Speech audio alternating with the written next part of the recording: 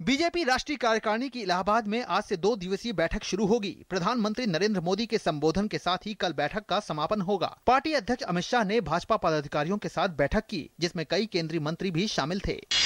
राष्ट्रपति प्रणब मुखर्जी 3 अफ्रीकी देशों की यात्रा पर रवाना हो गए हैं। घाना, आइवरी कोस्ट और नामीबिया की यात्रा पर अफ्रीकी नेताओं के साथ द्विपक्षीय, क्षेत्रीय और विभिन्न अंतर्राष्ट्रीय मुद्दों पर चर्चा हो सकती है। पंजाब के फजिल्का में भारत पाकिस्तान सीमा पर बीएसएफ के जवानों ने तस्करी की कोशिश को नाकाम करते हुए 2 पाकिस्तानी तस्करों को मार गिराया और उनकी गोलीबारी में एक तस्कर घायल हो गया है। ये घटना देर रात करीब 2 बजे की है। उसके पास से मादक पदार्थ के 15 पैकेट बरामद हुए हैं और आशंका यही है कि ये पैकेट हेरोइन के हैं। उनके पास से हथियार और गोला बारूद भी जब्त किया गया है। हिमाचल प्रदेश के सोलन जिले में दराला घाट के समीप एक बस के गहरी खाई में गिर जाने से 8 लोगों की मौत हो गई, जबकि 20 अन्य लोग घायल हो गए। मृतकों में 5 महिलाएं भी शामिल हैं। मंडी के गुलारिया बस सर्विस की एक बस करीब 40 यात्रियों को लेकर मंडी आ रही थी। आईआईटी में एडमिशन्स के लिए होने वाली ज्वाइंट एंट्रेंस एग्जामिनेशन एडवांस्ड 2016 के परिणाम आज घोषित कर दिए गए हैं। इसमें जयपुर के अमन बंसल ने टॉप किया है। यमुनानगर के भावेश धींगरा दूसरी और जयपुर के कुणाल गोयल तीसरे स्थान पर हैं। वहीं कोटा की रिया सिंह लड़कियों में टॉपर हैं। प्रधानमंत्री नरेंद्र मोदी 16 जून को नई दिल्ली में राजस्व अधिकारियों के 2 दिवसीय सम्मेलन राजस्व ज्ञान संगम का उद्घाटन करेंगे। केंद्रीय प्रत्यक्ष कर बोर्ड और केंद्रीय उत्पाद व सीमा शुल्क बोर्ड पहली बार इस कार्यक्रम का आयोजन मिलकर कर रहे हैं।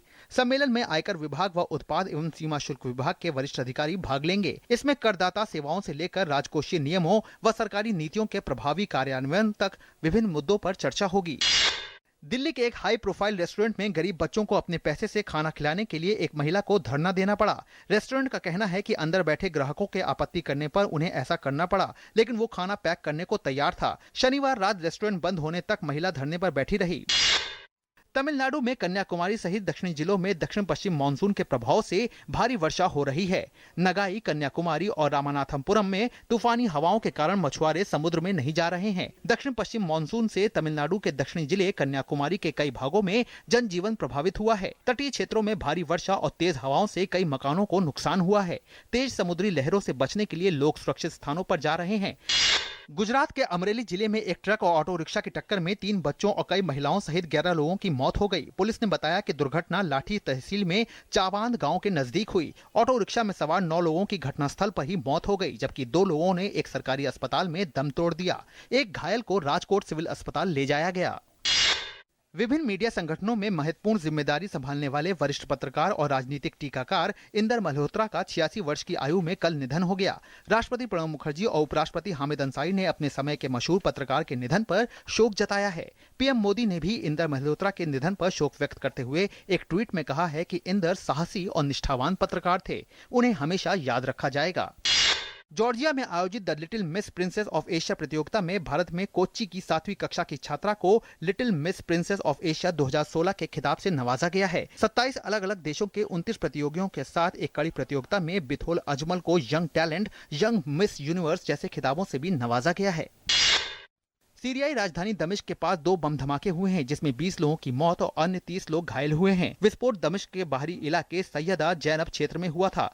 इनमें से एक धमाका कार के जरिए किया गया, जबकि दूसरा धमाका आत्मघाती हमलावर ने किया। आईएस ने इन हमलों की जिम्मेदारी ली है। भारत की स्टार बैडमिंटन खिलाड़ी साइना नेहवाल ने ऑस्ट्रेलियन ओपन बैडमिंटन प्रतियोगिता का खिताबी मुकाबला जीत लिया है। फाइनल में साइना ने चीन की सुन यू को मात दी। पहले गेम में साइना नेहवाल को हार झेलनी पड़ी। फ्रांस में हो रहे यूरो 2016 चैंपियनशिप में रूस और इंग्लैंड के मैच से पहले दोनों टीमों के समर्थकों के बीच जमकर हिंसा हुई। दक्षिण फ्रांस के मार्से शहर में फ्रांस और रूस की टीमों के समर्थकों से इंग्लैंड की टीम के फैंस की झड़पों में 13 लोग घायल हो गए। लंदन में खेले गए चैंपियंस ट्रॉफी हॉकी मुकाबले में भारत ने मेजबान ब्रिटेन को 2 के मुकाबले 1 गोल से शिकस्त दी। इस जीत के साथ ही भारत ने लीग में दूसरा स्थान बनाया।